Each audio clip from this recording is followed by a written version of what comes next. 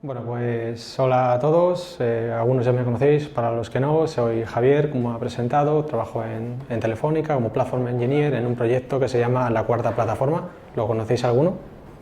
Vale, pues ahora os introduzco rápidamente a él para que tengáis un poco de contexto como tal. Y bueno, y entre otras cosas también, pues colaboro en otras meetups organizándolas, como por ejemplo Cloud Native Madrid, recientemente creada, o Docker Madrid, o alguna otra meetup en Valladolid. Y bueno, la charla de hoy va sobre una situación que tuvo lugar hace unas cuantas semanas en el proyecto en el que estoy, en el cual tuvimos el requisito de migrar unos objetos de un storage account a otra, ¿vale? Storage account de objetos me refiero de los servicios en la nube. Una storage account que usábamos para almacenar Big Data. Entonces, toda esta situación que acabamos teniendo entre manos supuso un poco de procesamiento en batch, manejar muchísimos datos, un toque de monitorización, un poco de presión y un poquito de escalabilidad como tal, para hacerlo todo con un requisito principal, que era hacerlo en una ventana de mantenimiento, ¿vale? No había que hacerlo a lo largo a lo mejor de una semana, sino que había que hacerlo puntual y rapidito. Entonces, pues bueno, rápidamente os voy a poner en contexto antes para que entendáis un poco las piezas de las que voy a hablar ahora a continuación. Como os he dicho, Cuarta Plataforma es el proyecto en el que estoy, es un proyecto de Big Data de Telefónica que está diseñado desde el principio para estandarizar el acceso a los datos que hay a partir de las fuentes de datos originales en cada uno de los países donde está Telefónica. Telefónica está presente en muchos países distintos y bueno, pues cada uno vamos a decir, tiene un esquema de datos distintos, sus propios sistemas de integración, etcétera, etcétera, etcétera. Entonces, Cuarta Plataforma ofrece un par de interfaces como esto. La primera es hacer un API Gateway global para las APIs que usaríamos como un desarrollador de aplicaciones tradicional, de forma que hacemos un único desarrollo y la podemos usar rápidamente. Y la segunda es para, si fuésemos un científico de datos, tendríamos que hacer nuestro algoritmo de una sola vez y lo podríamos ejecutar a lo largo de todas las cuartas plataformas que hay. Y bueno, la Cuarta Plataforma como tal está construida, desplegada en dos tipos de nubes distintos, Amazon y Azure, y usamos pues todas las tecnologías que ya sabéis que no hace falta que las diga, pero bueno, Kubernetes, Prometheus, todo lo que conocemos actualmente de nuestro stack. Especialmente quiero hacer foco en dos cosas concretas. Una de ellas es que hemos conseguido un alto nivel de autoescalado desatendido, especialmente, sobre todo para ejecutar tareas con estado, véase bases de datos, jobs de Spark, etcétera, etcétera. Todo dentro de Kubernetes automáticamente se escala y se desescala sin tener, vamos a decir, pérdidas de servicio. Uno de los componentes que usamos es Kafka Connect. ¿Quién no lo conoce de aquí de la...? Entiendo que lo conocéis todos. Vale, no. Vale. ¿Y quién lo usa en producción? Todo el mundo lo conoce, pero nadie lo usa. Bueno, vale. Bueno, Kafka Connect es un framework que sirve para un framework realmente como si fuese una aplicación que despliegas en Kubernetes o en cualquier otro tipo de máquina, y sirve para copiar entre dos orígenes distintos de datos. Uno de ellos puede ser Kafka y otro de ellos puede ser otro Kafka en otra partición distinta, o bases de datos, servicios online, servicios de almacenamiento de archivos, cualquier tal. Es básicamente una tubería en la que tú le dices que tienes que copiar origen y destino. Vale. Permite hacer muchísimas transformaciones, como retransformar los datos, cambiarles particionarlos en sí directamente, etc. Y nosotros lo usamos para volcar de manera distribuida todos los datos que tenemos actualmente en Kafka, para volcarlos al Object Storage, que en este caso vamos a hablar y sobre el cual tuvimos que hacer esta migración. Los datos, como os digo, estaban originalmente guardados en Kafka, pero claro, el almacenamiento de pods, máquinas y tal no es gratis, entonces sale infinitamente más rentable datos que no vamos a usar en un tiempo corto de tiempo, guardarlos en Object Storage. Hasta ahí estamos todos de acuerdo. A partir de ahí, lo que hacemos como arquitectura dentro de la Cuarta Plataforma es los datos que están en Object Storage los cargamos de manera rápida en caliente a un clúster de Kafka para ser procesados por un algoritmo que puede dejar una segunda dataset de datos que se vuelven a volcar a Object Storage.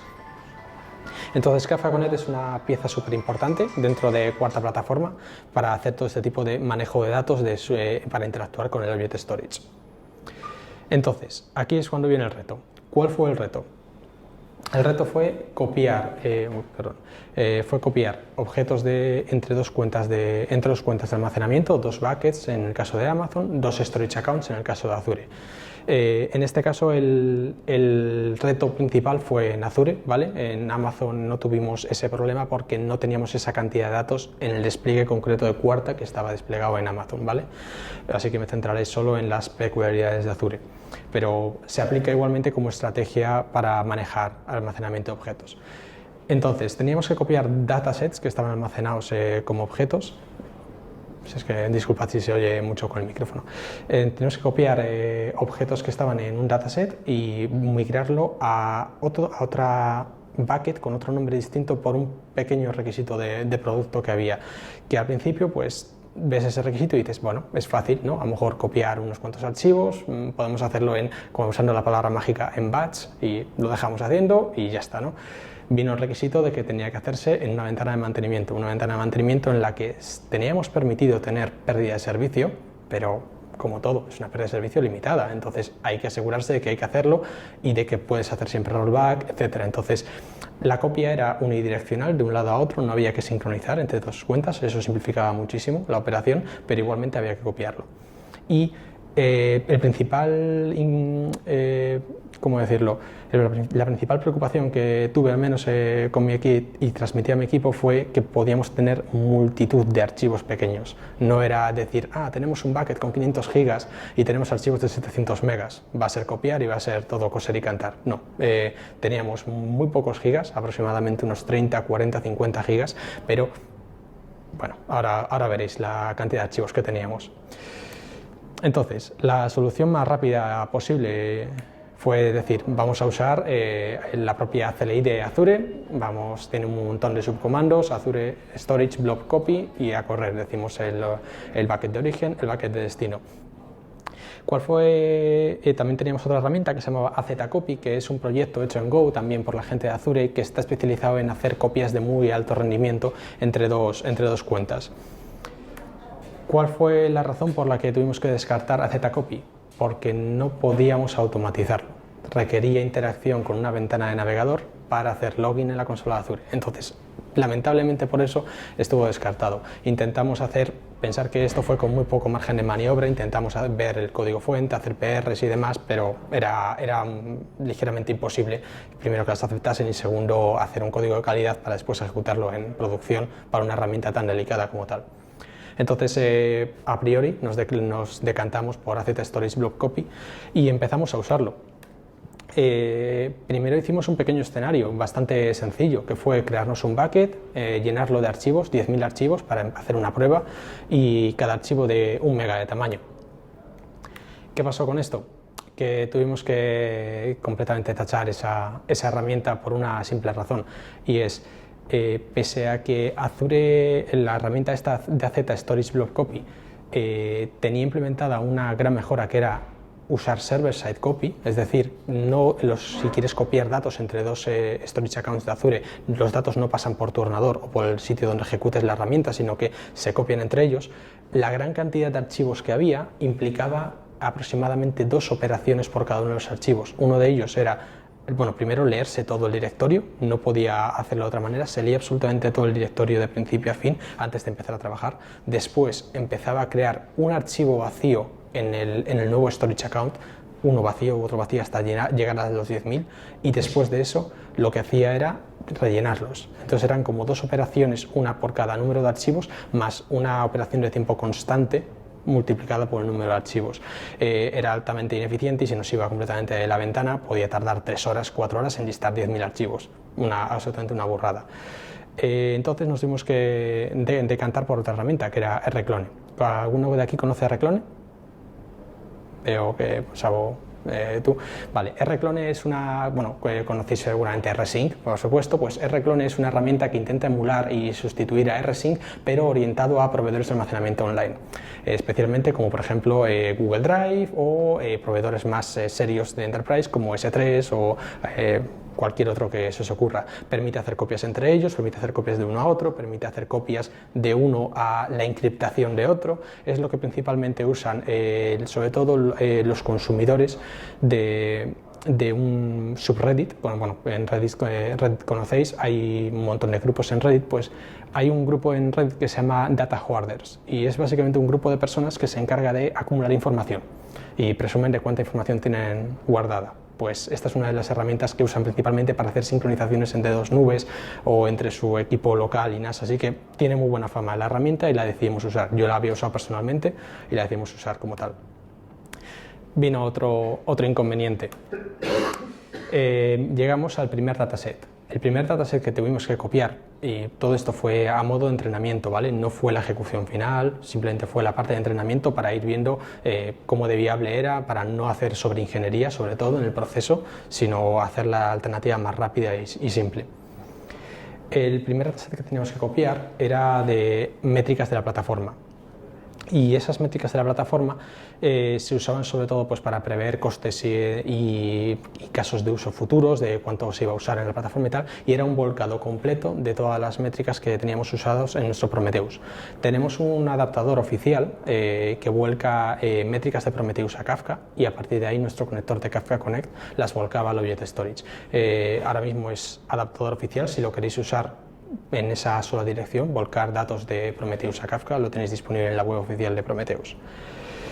Entonces, este dataset estaba particionado por fecha. Para que veáis un ejemplo de a qué me refiero particionado con fecha, es que Kafka Connect lo volcaba siguiendo esta estructura de carpetas. Una carpeta por año, dentro de la carpeta por año una carpeta por mes, después una carpeta por día, por hora, etc.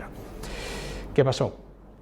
Que tuvimos un ajuste mal en Kafka Connect y todo esto después de meses de volcado continuo de datos diario y cada hora y demás, y llegamos a ver que teníamos más de 8.000 ficheros cada día. ¿Recordáis el ejemplo anterior, el caso de entrenamiento, que pensábamos que nos iba a servir, ¿no? Solo 10.000 archivos y de 1 mega. Pues resulta que aquí los archivos que teníamos eran 8.000 archivos por día de aproximadamente 10-20K cada uno.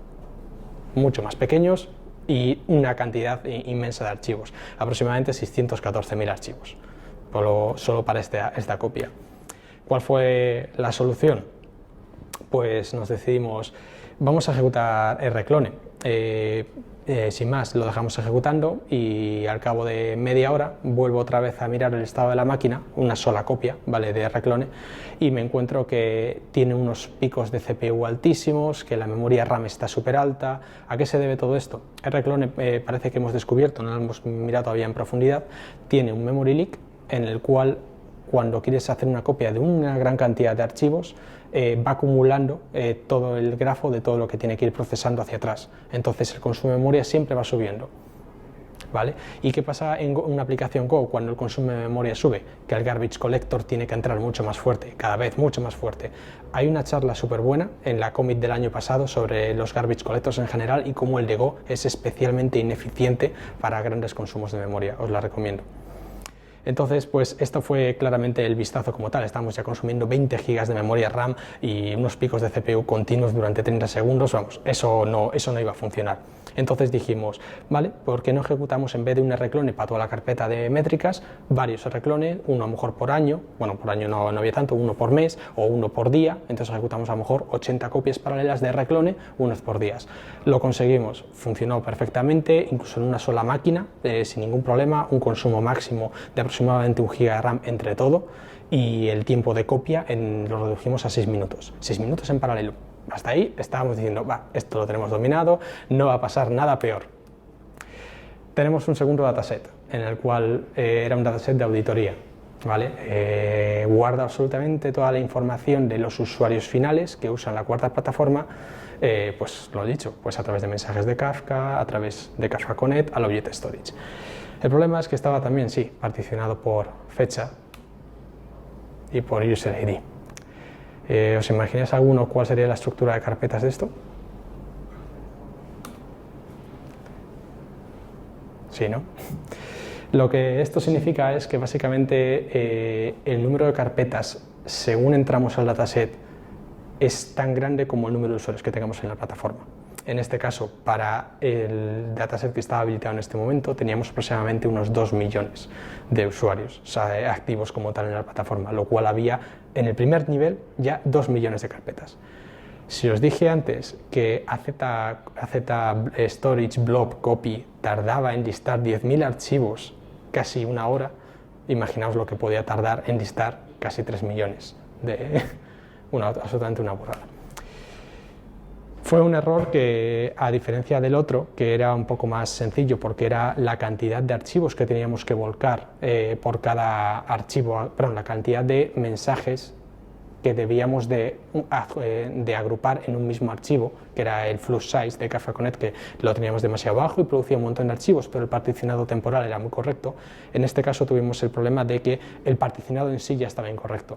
Nos había empezado a dar errores de forma silenciosa, en el que Kafka Connect empezaba a usar ya de por sí, todo esto antes de la migración, un gran consumo de memoria, a veces se nos caía y demás, y una vez llegamos a tener que escalarlo tanto, pero sin haber cambiado absolutamente nada, a casi más de 5 GB de RAM solo para el Kafka Connect, cuando en las pruebas siempre nos había funcionado con 1 GB o menos.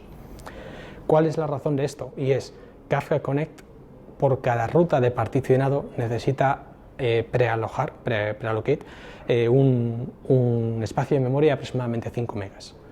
Si tenemos una variable tan dinámica como el useID en el particionado, os podéis imaginar el consumo de memoria, y en cada reinicio volví a leer todos los topics de Kafka y vuelvo a decir, hoy, ¿cuántos usuarios tengo? Pues hoy tocan 10.000, vamos a 10.000 multiplicado por 5 y Java heap out of space.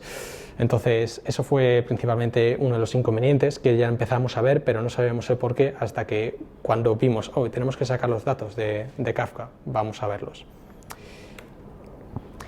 Entonces, el principal inconveniente que tiene tener 2 millones de carpetas en el primer nivel es que no podemos distribuirlo, como hemos dicho antes. ¿Qué hacemos? 10 millones de reclones no encaja. La solución principal, quisimos orientarlo un poco más a hacer un rclone distribuido. ¿Qué diferencia hay esto con el rclone de múltiples instancias? Vimos que para poder distribuir, mejor dicho, particionar todo esto, tuvimos que hacer un listado de todas esas carpetas. En este caso, daba igual que lo hiciésemos con rclone que con otra herramienta, porque hay un inconveniente principal a la hora de usar Object Storage, y es básicamente un trade-off en la arquitectura de este tipo de servicios. No puedes listar los archivos da igual a cualquier nivel de manera determinista. Por ejemplo, dámelo a partir del 5000, todo es paginado. Entonces no puedes paralizar esa operación para obtener los archivos y, por ejemplo, hacer grupos de 10.000, 10.000, 10.000 y hacer tantos rclones como sea necesario. Tuvimos que dejar precalculando y, entre comillas, garantizar una consistencia eventual durante la primera ejecución para en una segunda ejecución terminar de finiquitarlo. Precalcular todo el listado de objetos que teníamos, mejor dicho, todo el listado de carpetas, y a partir de ahí asignar unos cuantos grupos con un split normal de bus, y esos grupos eran los que íbamos a dar a cada uno de los rclones multiplicado por el número de concurrencia que queríamos. ¿Cómo hicimos el tema del rclone? Pues nos fuimos rápidamente a ejecutar un clúster de Kubernetes efímero sobre el cual ejecutaríamos pods de rclone a gallón. Dijimos, vale, vamos a meter los grupos en config maps. Error, los config maps máximo 1 mega, no nos cabían. Entonces dijimos, vale, vamos a usar múltiples jobs. Error, vamos a llenar el etcd simplemente de jobs. No era muy buena idea, demasiados objetos. Lo que acabamos haciendo fue quitar esa responsabilidad de Kubernetes y dejar un único job y usar una cola basada en Redis. Vimos esto en un ejemplo en la documentación de Kubernetes, pero en las entrañas de Kubernetes tiene un ejemplo para poder hacer este tipo de patrón usando de jobs en su documentación. Luego publicaré el enlace concretamente por Twitter, pero básicamente se basa en eso. Es un servidor de Redis que se usa como cola y un job que ejecuta una única imagen con el paralelismo que quieras, que se conecta a Redis y dice, dame una clave, guárdamela por 10 segundos, intento procesar lo que sea, si no lo consumo en 10 segundos, la devuelve y que otro la consuma.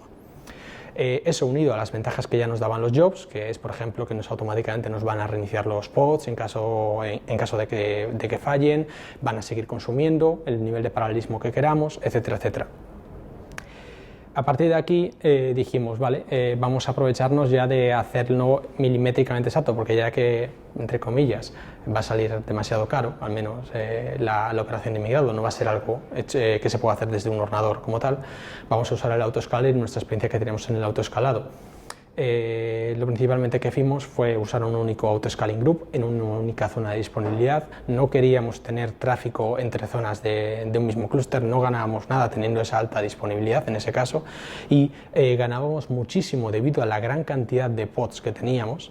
Bueno, gran cantidad de pods, tampoco penséis que vamos a tener 5.000, ¿vale? Pero tener una cantidad de pods bastante moderada, no eran 10 ni 20. Necesitamos tener que el autoscaler de Kubernetes tuviese una gran frecuencia de escaneo. ¿Por qué? Porque si tenía una frecuencia corta, pero una frecuencia amplia, es decir, 120 segundos o algo así, para evitar obtener rate limits contra el proveedor de cloud, el principal inconveniente que teníamos ahí era que si escaneábamos en un primer turno y a lo mejor habían aparecido los primeros 120 pods, íbamos a tener un retraso hasta conseguir las máquinas para los otros siguientes pods. Entonces necesitamos construir y deconstruir la infraestructura tan rápido como pudiéramos para evitar que el coste fuese lo menos posible. En cuanto a monitoring, no teníamos mucho tiempo para hacerlo en profundidad, pero quisimos hacer algo mucho más sencillo. Entonces dedicamos un único Prometheus que no tenía ningún otro script job, exclusivamente solo para monitorizar los pods que tenían labels de los jobs correspondientes. Con ellos sacamos sus métricas de CPU, sus métricas de transferencia y demás, y teníamos un gran script time para evitar guardar tantas métricas innecesarias. A partir de ahí hicimos unos últimos ajustes y me preguntaréis la razón de estos, y es ¿cuántos tenéis clústeres de Kubernetes en producción? Vale, ¿podéis decir cuál es el tamaño medio de nodos de vuestros clústeres? Bueno, hablamos de decenas, centenares o miles de nodos.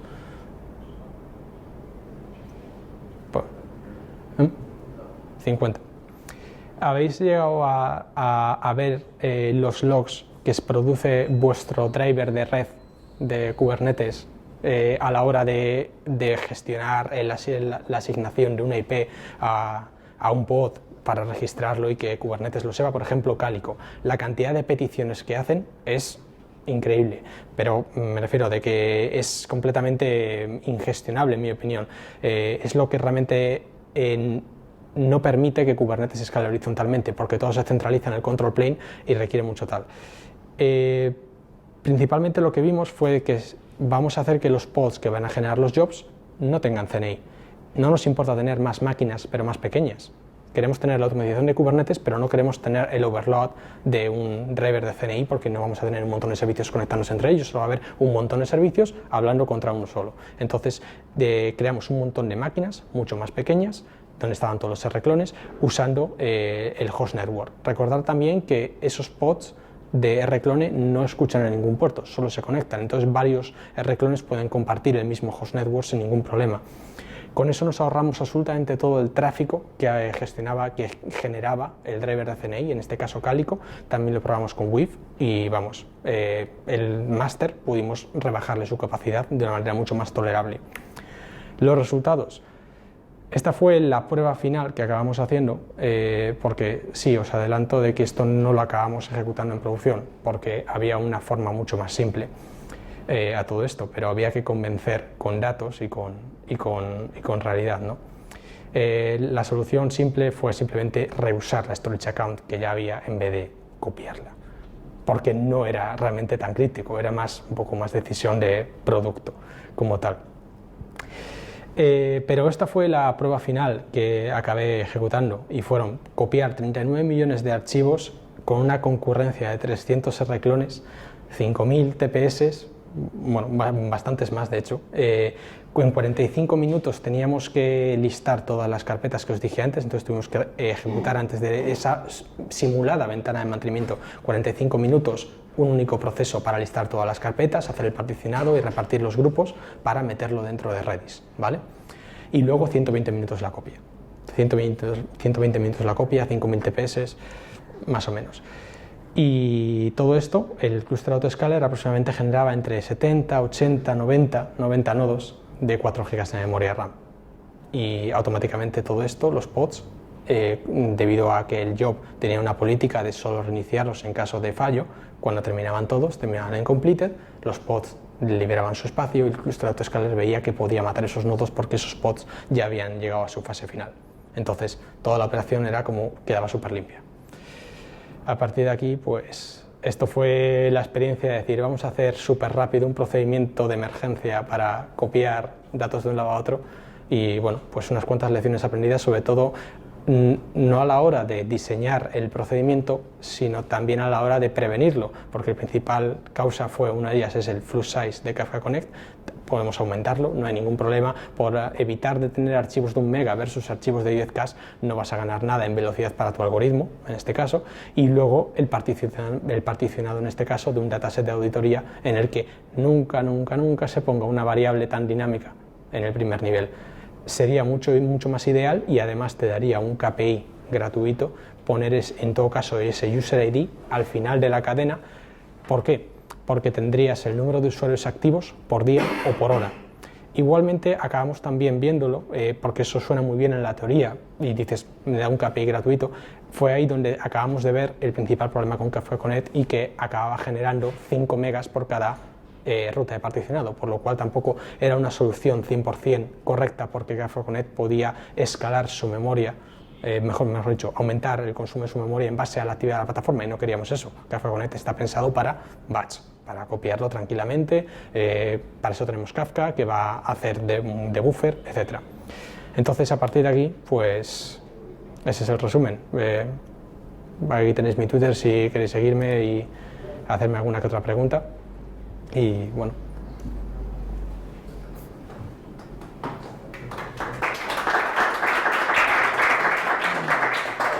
¿Tenéis alguna pregunta? ¿Tenéis alguna pregunta de vosotros? Buenas. Javier, te encontraste, porque estas cifras son bastante grandes, o sea, 39 millones de objetos, en un único bucket.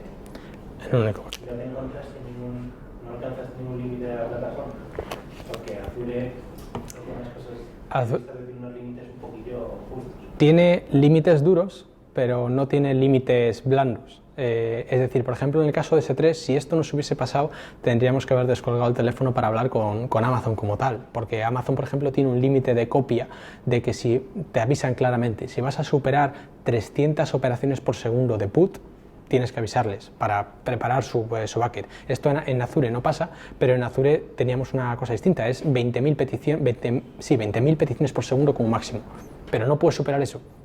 Eso cada uno se imagine lo que hay por detrás para que sea exactamente ese número, ¿no? Entonces, en este caso 5.000 TPS, pues podríamos, de hecho podemos todavía salvarlo a tiempo. Cuando tengamos que tener 20.000 TPS por segundo para copiar esto porque se ha cuadriplicado en tamaño, pues hablamos. Pero por ahora no tuvimos ningún problema en la parte de Azure, salvo también, como os digo, no pudimos comprobarlo en el caso de S3, pero sí en el caso de Azure, y es el paginado. El paginado era de 500 elementos en 500 elementos, entonces la operación de listado no era tan rápida. En el caso de S3 es bastante más rápida, aunque no tengo datos concretos de cuál es el dato técnico como tal. Pero en el caso de Azure eran 2 segundos y pico o 3 por cada 500 archivos listados aproximadamente, cada operación, y hace la petición, 500, el lead de paginación al siguiente, 3 segundos y así. No era tan rápido, porque no es una operación destinada al consumo real. Si quieres acceder a lo mejor a una carpeta, eso es perfectamente rápido, pero no la operación de listado. Esto, por ejemplo, también evaluamos otra opción que no la he puesto en la presentación. Azure y otras nubes tienen un servicio de migración de archivos. Lo probamos, se llama Data Factory.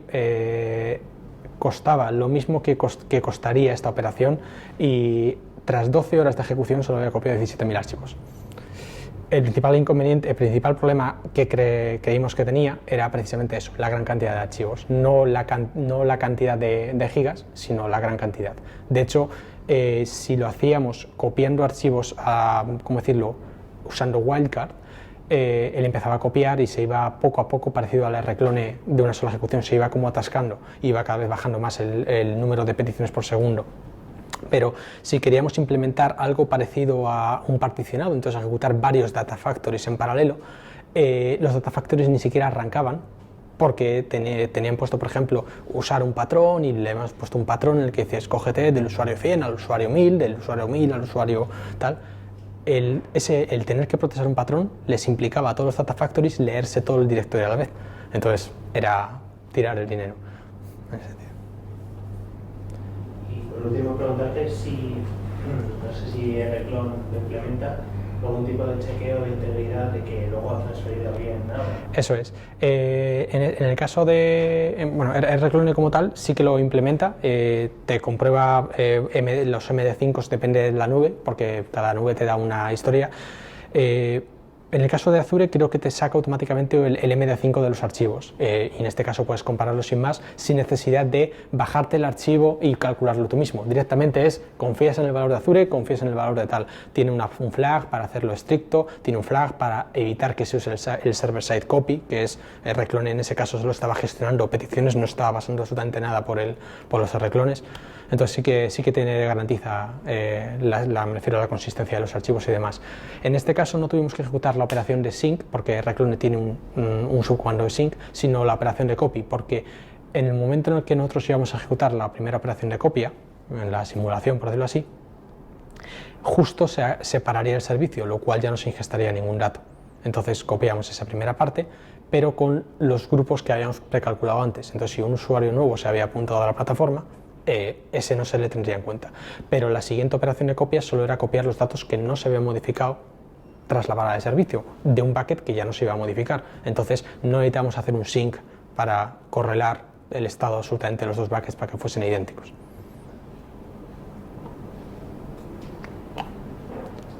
¿Pregunta más? Teniendo en cuenta que los datos al final eran todos por fecha y que la mayoría estarían esos datos fríos, no se planteó el hacer más a largo plazo, no necesariamente una ventana, sino copiar tranquilamente los datos del mes pasado hasta el anterior y luego hacer una ventana para los datos del mes pasado. Eso es lo que estamos planteando ahora, porque obviamente si hacemos la simulación hoy, pues ya no serán 39 millones de archivos, sino que serán 44, o más o menos. Entonces, 39 millones de archivos en este caso eran de 2 datasets que se habían creado en menos de 3 meses. Entonces se habían producido una gran cantidad de archivos. Entonces es algo que tenemos pendiente de revisar y estamos pensando en usar un algoritmo de Spark para leer todos estos datasets y reprocesarlos en uno nuevo, en vez de usar esto que fue más o menos una solución de contingencia.